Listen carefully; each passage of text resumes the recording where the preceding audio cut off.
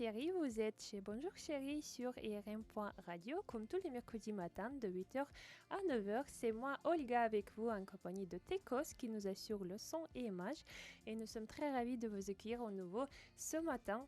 Aujourd'hui nous sommes cette semaine c'est la semaine de Fashion Week, même si c'est un peu spécial pendant cette crise sanitaire et le confinement qui continue encore. Mais on voulait savoir comment ça se passe vraiment avec la mode en ce moment et quelle sera la mode de demain. Parce que nous sommes quand même les femmes, on a envie toujours d'être belles et choisir notre style. C'est pour ça que nous avons invité l'expert qui est journaliste de mode, styliste, créatrice de la chaîne YouTube Backstage FCA, Alessia Okuniva, aujourd'hui avec nous ce matin. Bonjour Alessia. Bonjour, merci, je suis ravie d'être là avec vous. Bienvenue. Donc, on aimerait voir avec toi, parce que tu es vraiment au milieu professionnel, tu es vraiment plongé dans la mode, comment ça se passe en ce moment, parce que c'est vrai que cette semaine, c'est la Fashion Week. Et toi, tu es journaliste de mode, ça fait déjà plusieurs années. Comment déjà tu as commencé ton parcours en tant que journaliste et pourquoi la mode est devenue ta passion? Alors effectivement, je suis dans la mode depuis une dizaine d'années, même voire un peu plus. J'ai commencé comme un simple photographe parce que j'étais passionnée par la photo et mes premiers défilés, j'ai fait en tant que photographe sur le podium et dans le backstage, à prendre des clichés des mannequins qui se préparent pour les défilés, des détails des vêtements, des créateurs qui travaillent derrière les coulisses. Par la suite, j'ai accompagné mes photos par des articles qui étaient diffusés dans les magazines mode russophones et francophones également. Après, j'ai monté le site. Il n'y avait pas encore Instagram à l'époque. Donc, on avait un seul moyen de partager tout ce qu'on a vu et tout ce qu'on veut faire connaître aux gens sur le milieu de mode pour moi personnellement. Donc, c'était le site que j'ai lancé en premier. Après, mon parcours, il a été remarqué par la chaîne russe, par la chaîne télé avec laquelle j'ai travaillé en collaboration pendant plusieurs années. La chaîne s'appelle World Fashion Channel. Les gens qui sont dans la mode connaissent sans doute parce que c'est une des plus grosses chaînes sur la mode. Mhm. On couvrait les défilés à Londres, à Milan, à New York, à Paris, etc., Ah oui. etc. Et dernièrement, justement, tout au début de la pandémie, on a lancé le nouveau projet, c'est la chaîne YouTube Backstage FCA, comme tu as bien dit, Fashion Culture Art. Mhm. C'est la chaîne YouTube qui ramène les gens dans les backstage de tout ce qui se passe dans la mode, dans la culture, donc dans les musées, dans les fêtes artistiques, dans les événements avec les tapis rouges. On espère que ça va reprendre bientôt surtout. Ouais. En fait, ça te permet, tu interviewer des personnalités, des créateurs, vraiment pendant les Fashion Week. Ouais. Exactement, on parle avec des créateurs, on parle aussi avec des mannequins, parce qu'il faut savoir que la mode, c'est pas que la création, c'est toute une industrie. Et il y a beaucoup de gens qui travaillent derrière les coulisses. Vous voyez le défilé pendant une dizaine de minutes, les filles qui déambulent sur le podium, ça c'est bien joli. Ouais. Mais il y a beaucoup de petites mains qui travaillent dans les ateliers pour créer des vêtements. Il y a les brodeuses, il y a les coiffeurs, il y a les stylistes qui font du make-up. Il y a les ingénieurs son, comme chez vous ici à la radio. Il y a les gens qui mettent en place la lumière sur le défilé. Puis, il ne faut pas oublier également tous les invités qui sont assis au premier rang. Dans les invités, tu peux avoir les journalistes mondiaux, les rédacteurs en chef qui viennent de tous les coins du monde aussi. Et bien évidemment, les influenceurs, Ouais. qu'est-ce qu'on ferait sans eux au jour d'aujourd'hui? Parce que journaliste de mode, c'est aussi un peu, ça, t'as aussi un peu le pouvoir d'influence parce que tu peux également, c'est pas juste décrire un événement, tu donnes aussi ton avis sur ce que tu as vu et c'est vrai que parfois tu peux créer l'engouement pour le créateur. Mais en même temps, tu peux aussi critiquer. Est-ce que ça t'arrive et comment ça peut, c'est pris par le public? Exactement, exactement. Après, normalement, tous les gros créateurs qui défilent pendant les Fashion Week parisiens, ce sont déjà les gens qui ont fait leur place, qui ont leur style bien marqué, avec leur ADN qui est caractéristique à la marque. Soit on n'aime pas, mais on voit qu'il y a le travail derrière, le travail de la coupe, le travail de la recherche, le travail encore de choix de tissu, etc., etc., etc. Mais ce qui est très important, c'est de donner un bon avis sur les collections des jeunes créateurs pour savoir les guider, pour savoir leur donner des astuces, pour qu'ils sachent déjà s'ils avancent dans la bonne direction ou pas. C'est pour ça que récemment, j'étais invitée dans le jury du festival de Dinard.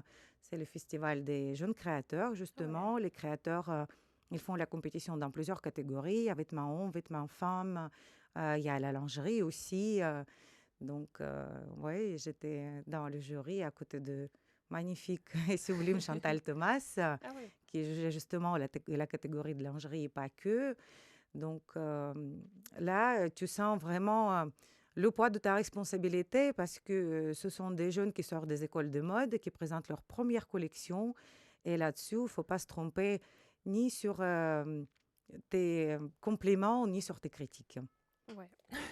Parce que toi, tu rédiges les articles et tu rédiges les articles également, à part de faire les reportages vidéo ou... Oui, Exactement, oui, on a notre page Instagram sur laquelle on fait les mini-reporting. ça s'appelle? Backstage Ouais, ouais. FCA. Donc, n'hésitez pas à nous suivre, surtout en ce moment, parce qu'on diffuse beaucoup d'informations justement dans les stories. On fait les previews de toutes les collections qui passent durant la journée. Si vous n'avez pas le temps de les voir vous-même online, vous avez toujours un petit compte rendu sur notre page. Et on fait également les sujets vidéo, mais les sujets vidéo, ça nous implique beaucoup plus dans le Ouais. travail parce qu'on se déplace. Prochainement, on a un shooting couture qui va être organisé par une grande magazine mode, Mhm. Fashion Spider, avec Frédéric White comme styliste. Et on va l'accompagner sur le plateau de tournage, sur le plateau de shooting. On va le surveiller de près, lui et son travail, Ouais. comment il prépare les mannequins, comment il choisit les vêtements, comment il crée des looks, quel créateur des podiums on va voir déjà sur le plateau. Parce que le travail de styliste, il commence maintenant, hein, quand il y a la Fashion Week qui est en cours. Il faut regarder tous les défilés en streaming, choisir les robes les plus waouh, les plus jolies, qui vont faire plus de l'effet, qui vont aussi correspondre aux thématiques de ton sujet que tu prépares. Également, c'est printemps-été, donc ce sont Mhm. les défilés printanières avec les robes bien fluides. Mais on essaie toujours de choisir une thématique sur la couleur ou sur être audacieuse en couture, ce qui n'est pas toujours facile parce que l'Europe couture, c'est toujours très princesse quand Ouais. même. Donc, il faut toujours chercher quelque chose de plus dans la mode. Merci Alessia. Je vous rappelle que nous sommes chez Bonjour Chérie sur ERM.radio et nous sommes avec Alessia Okoniva qui est journaliste de mode. Cette semaine, c'est la Fashion Week Haute Couture à Paris. Et n'hésitez pas, si vous avez des questions à notre expert, vous pouvez les poser par SMS sur 07 71 59 62 68, 07 71 59 62 68. Euh, Toi, tu disais tout à l'heure, oui, en tant que journaliste, bien sûr, tu as accès au Fashion Week, tu es derrière, tu peux voir tout ce qui se passe. Qu'est-ce que justement t'a fasciné et qu'est-ce que parfois, vraiment, peut-être il faut pas voir, ou il y a des choses qui peut-être t'ont impressionné ou choqué même, que tu peux voir dans les coulisses ou... Ah bah, il y a tellement de choses qui impressionnent. C'est pour ça que je suis dans le métier depuis une quinzaine d'années. Et chaque jour, je vois des choses différentes et des gens différents. Même si parfois, ce sont les mêmes personnes qui font partie des mêmes équipes, les événements sont jamais pareils. C'est toujours dans la création, dans l'artistisme. Surtout, c'est le rush avant le défilé. Comment on peut préparer la fille parfois en 15 minutes parce qu'il est arrivé dans le défilé d'avant ou les petites mains qui terminent les petites broderies sur les robes qui va dans 2 minutes apparaître déjà sur le podium, sur les déhanchés d'une sublime fille qui marche sur le catwalk. Euh, Tout l'esprit d'équipe, même les bruits de backstage, c'est quelque chose qui vous donne des frissons. Il y a les sèche-cheveux qui sont en marche. Il y a les mannequins qui papotent en toutes les langues parce que les filles viennent de partout. Il y a des Russes, il y a des Françaises, il y a des Italiennes, il y a des Arabes. Il y a plein, plein, plein de filles de toutes les nationalités. Et ils se mélangent et ils rigolent. Et c'est toujours de la joie de vivre, malgré le rythme qui est très, très dur quand Mhm. même. Hein, parce que parfois, le call time pour le premier défilé peut être à 4 heures du matin, à Ouais. 5 heures du matin, pour commencer à préparer les filles. Les coiffures, ça peut prendre de 2 à 3 heures. S'il faut faire des ongles, c'est encore plus de temps. Enfiler une robe, ça peut prendre aussi un peu de temps. Et si on parle de collection couture encore, quand ce sont les robes hallucinantes avec des traînes ou avec des gants, avec des coiffes sublimes. Donc tout ce côté, c'est juste impressionnant. C'est Ouais, waouh. ouais, c'est vraiment waouh. Et quand tu vis dedans, là maintenant, je suis vraiment en manque de ce mouvement, en manque de tous ces gens autour. Parce que c'est une sorte d'ambiance que tu peux pas décrire. Il faut le vivre au moins une fois, vraiment. Bon, on sent que c'est ta passion, mais également c'est un travail. À ton avis, c'est quoi quelles sont les qualités nécessaires pour être journaliste de mode? Qu'est-ce que tu aides dans ton travail? Bah alors, déjà, faut aimer, vraiment aimer beaucoup ce que vous faites. Comme dans tous les travails, je pense, c'est la meilleure des choses. Quand Oui, tu es passionné et quand tu aimes ce que tu fais, c'est ça plus le marche. travail, c'est un hobby. Et tu peux y concentrer 24 heures sur 24. Donc, effectivement, il faut savoir être prise pas mal de temps parce que les gens, ils voient, je me répète encore une fois, que le côté glamour de la mode, mais ils oublient tout ce qui est derrière.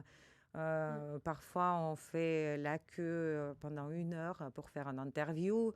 La dernière fois, ça m'était arrivé à rester à genoux pendant 1 heure et demie en attendant de Ah ouais. l'interview parce qu'il y avait beaucoup de monde derrière moi et c'était le dernier événement en présence de Pierre Cardin qui est décédé malheureusement il n'y a pas longtemps. Mais après ces quelques minutes de conversation avec une telle personnalité légendaire, ça en vaut le coup de rester 1 heure et demie à genoux dans cette attente. Vous voyez ce que je veux dire? Mm. Donc, oui, il faut avoir le courage, il faut avoir la passion, il ne faut pas avoir peur aux yeux, on va dire.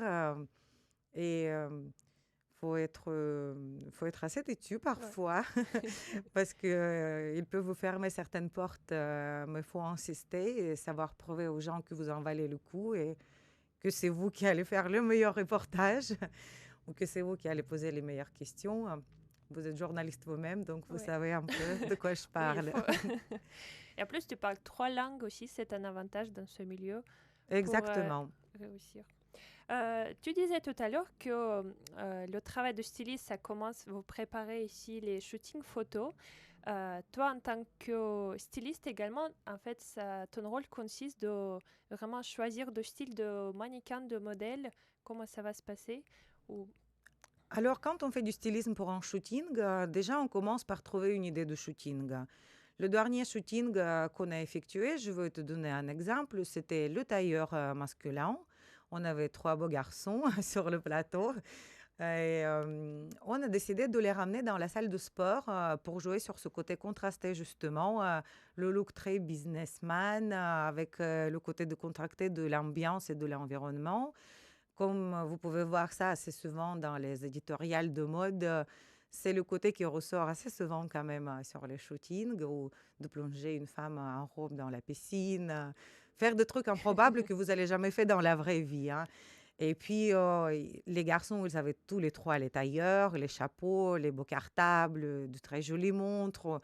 On les a fait marcher sur les tapis, faire du boxe, habillés comme s'ils étaient un rendez-vous d'affaires le plus important de leur vie, hein. C'est ça, c'est le côté décalé surtout qui est très, très sympa et très drôle dans ce métier. Mhm. Et donc, en tant que styliste, déjà, il faut que tu trouves une idée de shooting. Il faut qu'il y ait la ligne rouge qui va réunir tous les looks et toute l'ambiance. Il faut trouver des mannequins, il faut trouver l'équipe, il faut choisir le photographe dont le style va correspondre à des photos que tu veux avoir pour mettre au mieux en valeur quand même les vêtements, parce que le but de chaque Ouais. shooting, c'est de présenter les créateurs et de présenter leur création, sans oublier aussi le côté farfelu de la mode encore. Parce que la mode, c'est fait pour faire rêver, Mhm. c'est fait pour donner envie. Il faut que tu regardes la photo et que tu te précipites tout de suite sur le site online parce que c'est juste une partie visible de l'iceberg de toute Ouais. l'industrie qui fait marcher quand même l'économie, surtout chez nous en France. Je dis chez nous parce que je me considère un peu comme une Française aussi. Ben oui. Et en fait, est-ce que tu es d'accord pour se faire remarquer dans la mode? Comme tu dis, il y a beaucoup, beaucoup de concurrence. Il faut parfois aussi choquer. Comme tu dis, parfois on voit des shootings un peu spéciaux, bizarres, dans les endroits un peu décalés. Oui, l'extravagance, c'est une des cartes les plus importantes en ce moment. Même des grands couturiers, ils ramènent toujours quelque chose de pimenté, on va dire, dans leur collection pour faire le buzz, pour donner le côté visuel, pour que l'image devienne virale. On peut parler de la collection de Schiaparelli qui a été présentée avant-hier. Ouais. C'est une très grande maison couture, une maison très ancienne. Elsa Schiaparelli, c'était la concurrente de Coco Chanel à l'époque.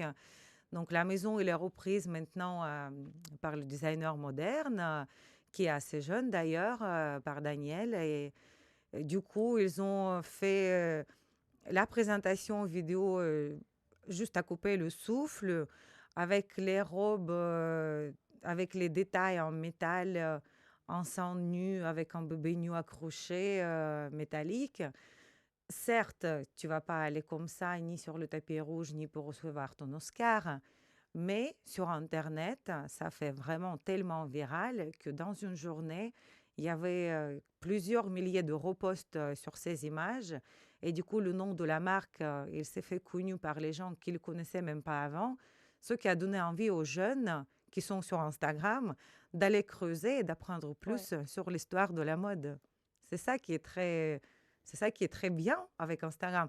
Il y a des gens qui disent du mal sur les Ouais. réseaux sociaux parce qu'il y a beaucoup de gens qui passent beaucoup de temps, mais ça peut être aussi très bénéfique. Ça dépend Ouais. comment tu t'y prends. Si on utilise comme outil de travail. Oui, exactement. Et on se pose la question, Olesya, comment en fait les tendances de mode se créent? Qui en fait créer quelle couleur sera cette année ou quelle forme? Comment ça se passe? Est-ce que tu peux nous expliquer? Alors, je ne suis pas vraiment expert dans cette matière, je ne veux pas vous mentir. Ça vaut mieux en parler avec des créateurs parce qu'ils suivent justement les cahiers de tendance. Ouais. Je sais qu'il y a des cahiers de tendance qui sont élaborés en avance, qui sont présentés à des maisons couture, surtout pour des collections prêtes à porter. Là, nous sommes en haute couture, c'est pas tout à fait pareil. Ouais. Les collections de prêt-à-porter, ce sont les collections qui sont après vendables dans les magasins et qui vont être vues dans les rues, sur le street style, etc. Les collections couture, ce sont les pièces qui sont faites sur mesure, un exemplaire unique on special demand, comme on dit, par une demande spéciale de chaque cliente ou de chaque star. Donc, oui, il y a des cahiers de tendance, mais il y a également de plus en plus de créateurs au jour d'aujourd'hui et qui essaient de créer leur propre tendance à Ouais. eux sans vraiment trop marcher dans les tendances générales, on va dire. C'est ça qui fait leur style, c'est Ouais. ça qui les fait démarquer des autres. Il faut oser parfois. Exactement. Ce matin, on parle de la mode parce que nous sommes avec journaliste professionnelle de la mode, Lesia Okuniwai. Tout à l'heure, on a parlé comment les tendances de mode se créaient. Et là, j'aimerais te poser la question, comment ça se passe en fait la Fashion Week en ce moment? Parce que c'est vrai qu'on ne peut pas accéder au défilé. Est-ce que tu regardes les défilés en ligne? Est-ce que tout le monde a un accès? Tout le monde peut regarder? Alors Tes oui, impressions? c'est la Fashion Week Online, c'est pas pour la première fois déjà depuis une année Ouais. que nous sommes confinés ou semi-confinés. Donc il y a une plateforme spéciale dédiée à des professionnels. Il y a également les pages de Paris Fashion Week sur Instagram, FHCM, Fédération de la haute couture de la mode, Mhm. qui diffuse en direct tous les défilés. En tant que journaliste accrédité par l'association, par la Fédération de mode, et la fédération, elle t'inclut dans le liste de mailing. Du D'accord. coup, chaque maison couture, elle t'envoie le lien sur le streaming et tu peux regarder en défilé, en diffusion vidéo, ou c'est un mini-film, ou c'est une sorte d'un petit documentaire avec quelques vidéos des mannequins aussi qui se préparent. Là-dessus, il y a vraiment beaucoup de création parce Ouais. que si les défilés, c'est toujours un catwalk sur le podium, les filles qui marchent ou les garçons qui marchent d'ailleurs aussi, parce qu'il y avait la Fashion Week Homme qui vient juste de se Ouais. finir aussi quelques jours avant la couture. Et là, par contre, tous les créateurs, ils jouent vraiment la carte de différence. Et par exemple, hier, il y avait un film sublime pour la collection Dior Ouais. qui raconte une aventure d'une jeune fille qui cherche elle-même dans un château perdu dans les forêts magiques. Bien sûr, tout ça avec des robes sublimes de la nouvelle collection couture. avec un shooting photo avec des chevaux, avec un magicien qui prédit ton sort sur les cartes tarot.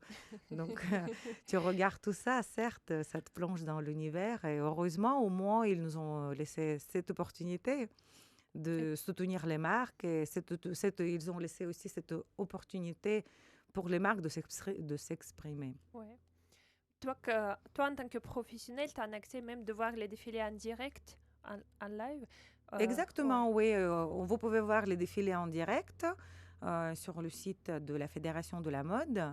Après, certaines marques dont l'accès en avant-première pour les journalistes, d'autres marques diffusent en direct pour tout le monde, comme par exemple hier, Albert Elbaz, le fameux créateur de la marque Lanvin à ouais. l'époque, qui a fait son retour avec AZ Fabrique pour lancer son nouveau concept. Et c'était diffusé non seulement sur le site de la fédération, mais également sur les sites de vente commerciale où la collection est déjà distribuée d'ailleurs Mhm. tout de suite après le showcast. Donc, n'hésitez pas à aller sur le site de la fédération pour peut-être justement confinement, ça va permettre aux gens qui ne sont pas de milieu de la mode d'accéder à regarder les défilés. C'est un petit C'est peut-être preview. un avantage. Ouais, c'est un Un petit petit. preview que j'ai fait hier Ouais. justement dans mes stories sur Instagram parce que maintenant la couture, elle n'a jamais été aussi accessible parce que d'habitude ce sont que les stars invitées ou les journalistes très sur le volet.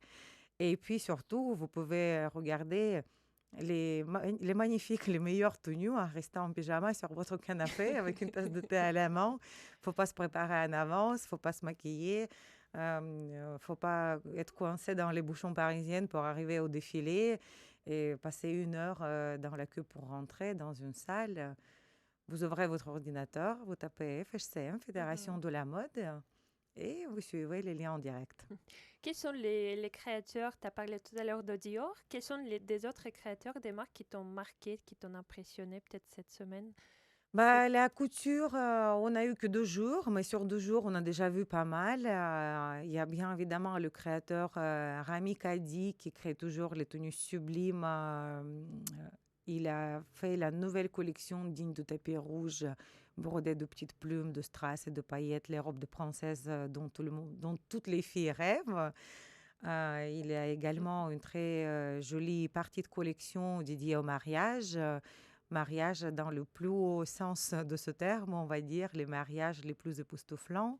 Mhm. Et hier, il y avait aussi le défilé d'Alexander Vauthier, c'est un de mes créateurs préférés. Là, je suis pas très objectif, mais c'est la vision très moderne de la couture qu'il amène. Mhm. C'est jamais des robes volumineuses avec des mètres de tulle et de taffetas, mais ce sont des mini-robes à paillettes, des boots au-dessus de genoux. C'est vraiment la vision moderne de la couture. N'hésitez pas à aller voir, il y a déjà les photos sur son Instagram.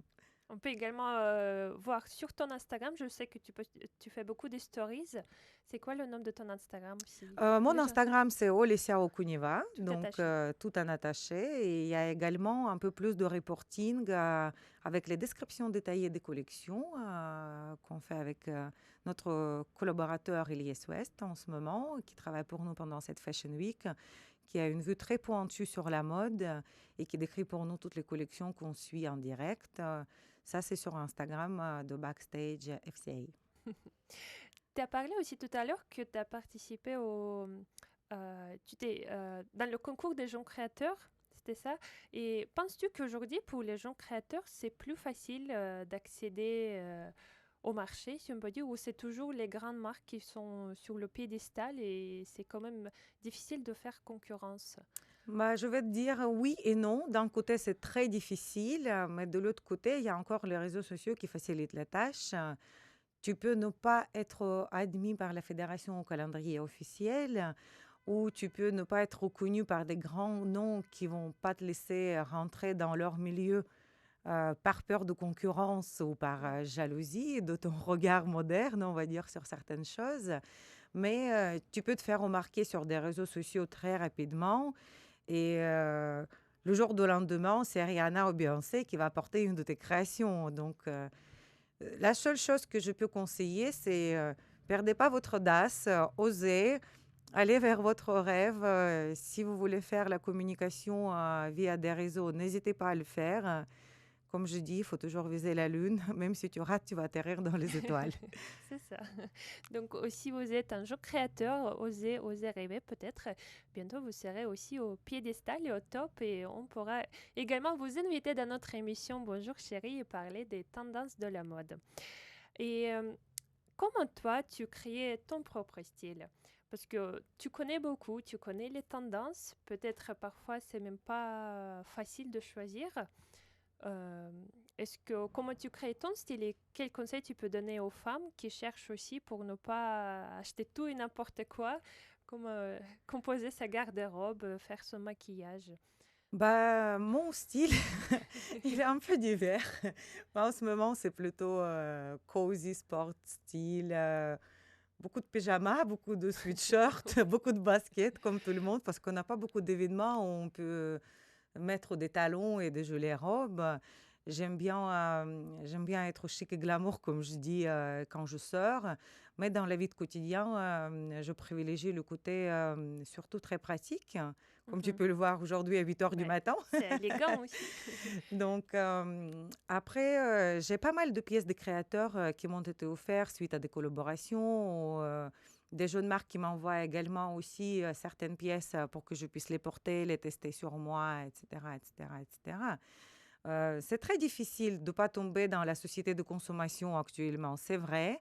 Ce que je vais conseiller, n'hésitez pas à copier, n'essayez pas de copier quelqu'un, restez plutôt fidèle à vous-même. Hum, Tout ce qui est couleur et type de peau, c'est très démodé. Il y a plus de notions comme femme printemps, femme automne, comme c'était avant, que tel type de peau correspond à telle couleur. Maintenant, c'est la couleur jaune, la couleur de Pantone qui est couleur très trendy, qu'on va voir sur les manteaux, sur les robes, etc. Donc, tout le monde va porter ça. Les femmes asiatiques, les femmes noires, les femmes slaves.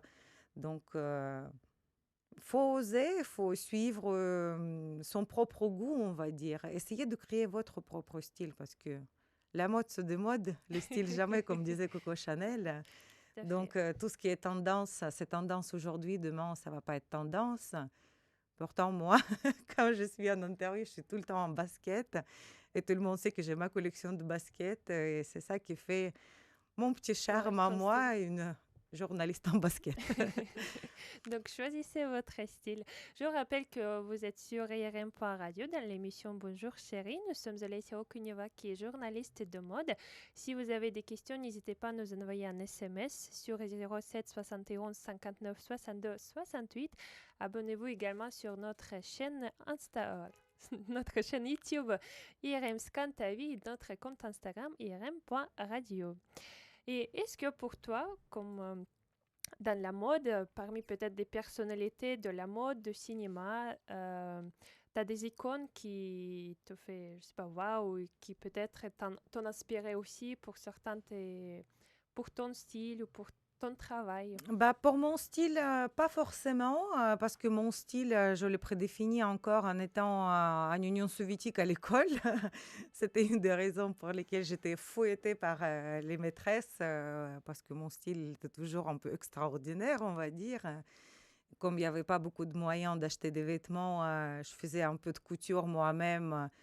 Donc, je pouvais avoir des manteaux en Ah, peluche rose dans les années 90, ce qui était très mal vu hein, par la directrice de l'école, mais j'ai jamais lâché l'affaire. Et le résultat, je suis à Paris maintenant et je couvre les défilés de mode parisienne. Donc, mais en ce qui concerne le parcours professionnel, oui, bien sûr, il y a beaucoup de gens qui m'ont inspiré énormément parce que, comme tu peux imaginer, je rencontre beaucoup de personnes avec le parcours extraordinaire. Quand je te parlais de Chantal Thomas tout à l'heure, on est devenus amis depuis quelques années.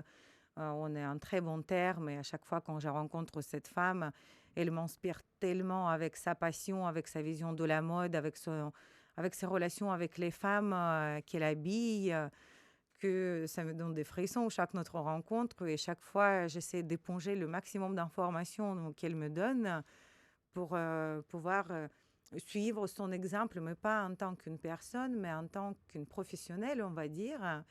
Après, parler avec Jean-Paul Gaultier, à chaque fois, c'est très inspirant. C'est juste magnifique, hein. Ce sont les moments que tu vis dans la vie et tu essaies de récupérer chaque seconde de l'interview. Pareil avec Pierre Cardin, on a fait un voyage spécial qui était organisé pour une groupe privée de journalistes. Il nous a envoyé son jet privé, excusez-moi. Il nous a invités dans son petit village qu'il a acheté sur la Côte d'Azur pour un défilé privé des archives de ses collections. Et quand tu as un homme de tel parcours qui a lancé la mode, qui a créé tellement de pièces iconiques, qui a fait le branding de plus de 500 objets, et il est assis en face de toi, il te parle de son modèle business et de son parcours professionnel, bien sûr, ça t'apprend des choses. Ça t'apprend beaucoup de choses. On apprend tous les jours. Et c'est vrai que le monde de la mode, et même ce matin tu parles, ça fait rêver, ça fascine, ça inspire.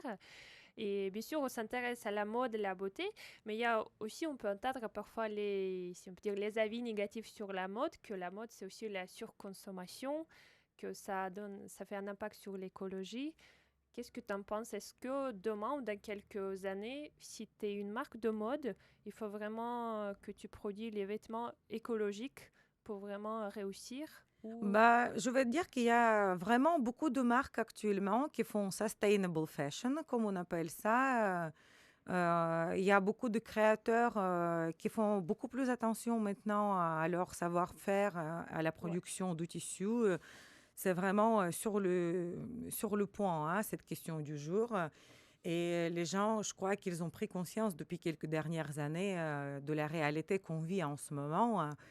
Par contre, il y a aussi une partie un peu spécifique, on va dire, tout ce qui est pro ou anti-fourrure. Mm. Là-dessus, je peux discuter avec vous parce que moi, je suis née en Sibérie. Ben ouais, Avec on le comprend froid de le froid. moins 40, il n'y a aucun fourrure synthétique qui peut sauver les gens quand tu te déplaces dehors à moins 40 pendant 3 4 mois.